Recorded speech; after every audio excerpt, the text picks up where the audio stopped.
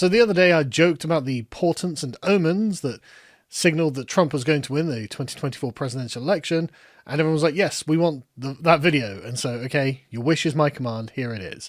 So it begins with an elephant named Kamala that died or was euthanized in an Indian zoo. She'd been ill for a while, apparently, and it just was the correct time to put her out of her misery because she was suffering. And of course, people were like, well, that seems like a bad omen for Kamala Harris. Doesn't look very good, does it? This was an elephant with her name, and the name Kamala means lotus in, I think, Hindi or whatever it is. And so it's just weird how the timing of that came about. And of course, the Hindustan Times noted that, and they gave us some really good responses, because actually this was kind of a weird thing. The elephant Kamala was 50 years old, which I think is fairly old for an elephant, but not too old. I think it gets to about 70. But people are like, oh, this is a portent that Trump will win. But it's not entirely clear that it is. Armand Domowalski, the co-founder of Yimbys for Harris, God, that sounds awful. Trump is real mad at a genie right now. Maybe, but someone else pointed out, well, a bad omen, but for whom? Because as an elephant, it is the animal of the Republican Party, but named Kamala, like the Democratic candidate, the seers are troubled. Indeed, they are. But I think the name of thing, the true name of the thing, is more important than the symbolic form of the thing. The true name, Kamala, I think, is what is representative here. Anyway, moving on. So, you're aware of Mudeng, the adorable baby pygmy hippo, who everyone absolutely loves because, I mean, come on, it's really, really cute. Like, Mudeng started appearing in my timeline, I don't know, a week or so ago.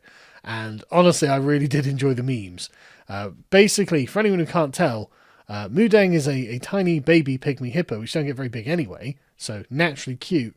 But Mudeng appears to be a bit aggressive. I mean, hippos are like naturally aggressive animals, but of course Mudeng doesn't really have any teeth and doesn't really have the jaw power to do any damage. So when she's aggressively biting someone in the leg, it's just really adorable. Pygmy hippos don't get that big either, although probably big enough to hurt you when they bite you. But anyway, adorable, wonderful. The internet loved her. Everyone loved her. Apart from certain people who would go to the zoo. Mudeng is in, was it Thailand, I think it is? And for some reason, apparently, people would, quote, mistreat Mudeng. It's like, why the hell would you do that?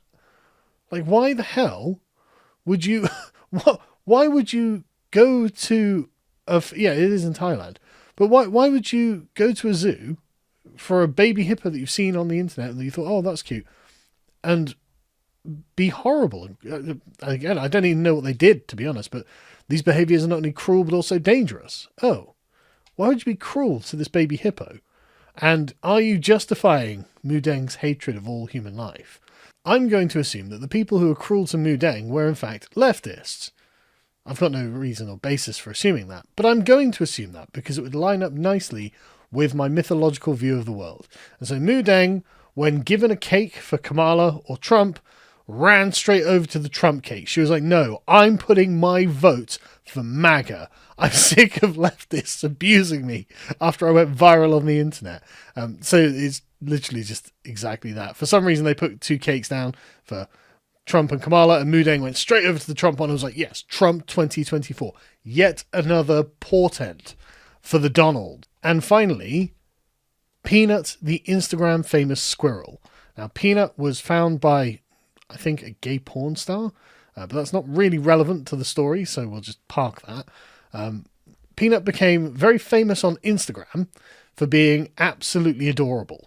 A domesticated squirrel. I personally have had a domesticated squirrel, or at least partially domesticated.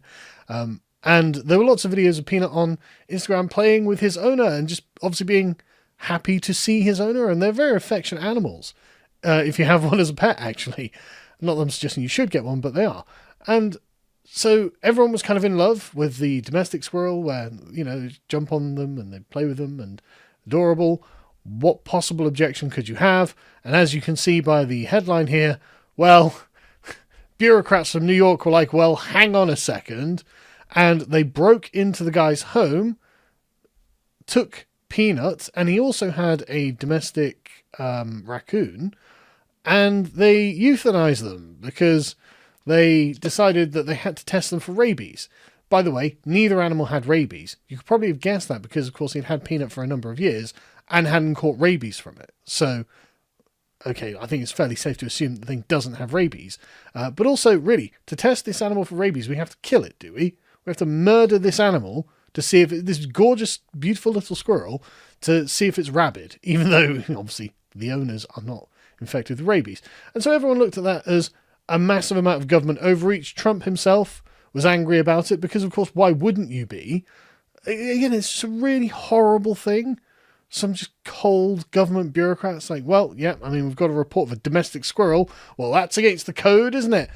Let's roll, boys. Kick in the house while he's not there. Take the squirrel, kill it. Oh, no, it's not rabid. Well, okay, well, there was no real problem in the real world, but at least we did things by the letter of the law. Brilliant. Absolutely brilliant. It's just a horrible thing. It was totally unnecessary for this squirrel to be killed just to satisfy government regulations.